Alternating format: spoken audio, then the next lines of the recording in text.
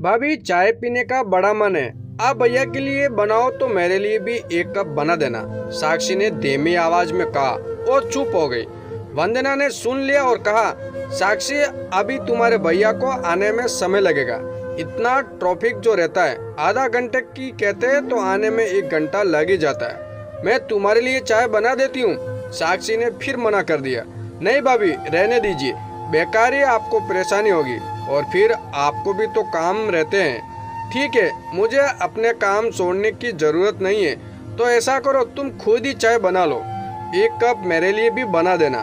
मैं लैपटॉप पर अपना काम खत्म करके आती हूँ, फिर ननंद भाभी साथ में मिलकर चाय पियेंगे। थोड़ी देर बाद साक्षी चाय बनाकर ले आती है और खामोशी से पीने लगती है। उसका उतरा चेहरा देखकर वंदना से रहा नहीं जाता है। साक्षी, ये घर तुम्हारा भी है, इतनी डरी डरी क्यों रहती हो? तुम्हें जब मन हो चाय बनाकर पी लो, कुछ भी खा लो, मुझसे पूछने की जरूरत नहीं है। तुम जैसे अपनी मम्मी के घर में रहती थी, वैसे ही हक से यहाँ तुम भी रहना। हम गुजरा वक्त बदला तो नहीं सकते, पर आने वाले वक्त को साथ में रखकर मिलकर अच्छा बना सकते हैं। अपनी भाभी का प्यार भरा स्पर्श पाकर साक्षी में जैसा जान आ गई। अभी कुछ महीनों पहले की बात है, उसके इन्हीं हाथों में मेहंदी चढ़ रही थी और वो नवल की दुल्हन बनने की तैयारियां कर रही थी। घर की लाडली बेटी साक्षी भी अपनी शादी के लिए बहुत खुश थी।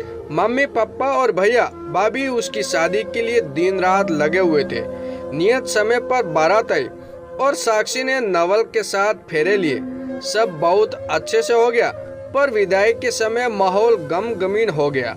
घर की रौनक ससुराल जो जारी थी। साक्षी, अब ससुराल ही तेरा असली घर है, मायका पराया हो गया है। तुझे अब ससुराल के रंग ढंग में ढलना होगा। ये घर अब तेरा नहीं रहा, माँ ने गले लगाकर समझाते हुए कहा। सबसे विदा लेकर साक्षी ससुराल आ गई। ससुराल में सब लोग बहुत ही अच्छे थे। नवल तो साक्षी को पत्नी के रूप में पाकर बहुत ही खुश था। दोनों हनीमून के लिए पहाड़ों में चले गए और वहाँ ही अचानक से नवल खाई में गिर गया और मौत के मुंह में समा गया। साक्षी की तो दुनिया उजड़ गई। ससुराल से वो वापस मायके आ गई। मम्मी पापा उसके जीवन से दुख कम करने के लिए कुलदेवी के मंदिर गए।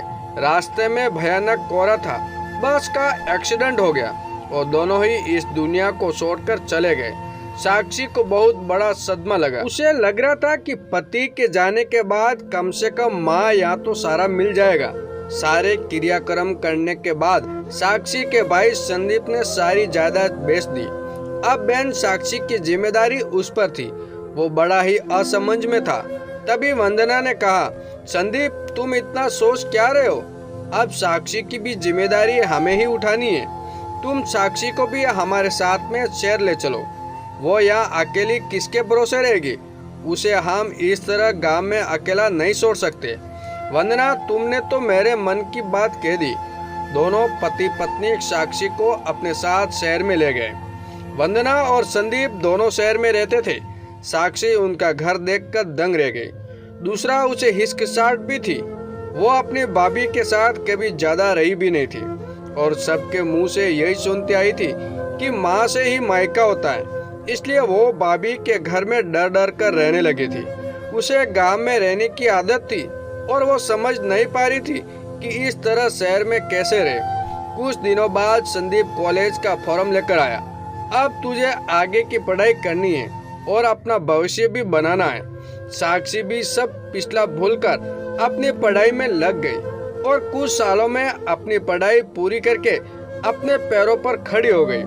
शहर में रहकर वो वहाँ के रहने के ढंग भी सीख गई। अब वंदना और संदीप उसकी शादी करना चाहते थे ताकि उसकी भविष्य सुधार सके।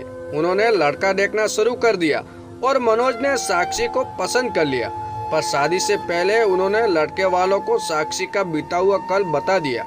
मनोज ने साक्षी को पसंद कर लिया था और वो भी उसे चाहने लगा था। आखिरकार फिर से घर में शहनाई बजी और साक्षी की शादी हो गई। सब साक्षी ससुराल जाने लगी तो वंदना ने उसे कुछ पेपर दिए। भाभी, इनकी क्या जरूरत थी? साक्षी, जब हमने गांव का घर और जायदाद बेची तो उसको 2 बराबर हिस्से कर लिए। एक हिस्सा तुम्हारे भैया का था तो एक तुम्हारे लिए रख लिया।